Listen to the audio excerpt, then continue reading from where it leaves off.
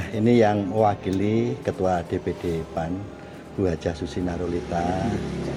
Kami memberikan santuan kepada Yayasan Panti Asuhan Darul Aitam ini. Ya, mungkin ini hanya bagian dari tasaruf kita di DPD PAN dalam rangka 1 Muharram dan hari ulang tahun PAN yang ke-23 serta hari kemerdekaan RI.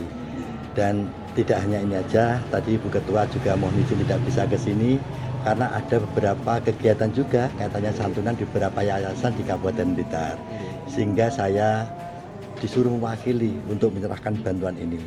Dan pesan juga dari Pak Heri Ramadan dan Pak Arsiki juga memberikan bantuan kaitannya dengan 4.400 santunan ke seluruh Kabupaten Blitar yang insya Allah itu hanya perseorangan dan ini untuk yayasannya. Jadi ada 2 kegiatan dan mudah-mudahan panti asuhan ini nanti dapat beberapa berkah dari masyarakat yang mungkin membantu dalam rangka untuk berjalannya panti asuhan Darul Aitam ini. Semoga ini bermanfaat bagi semuanya.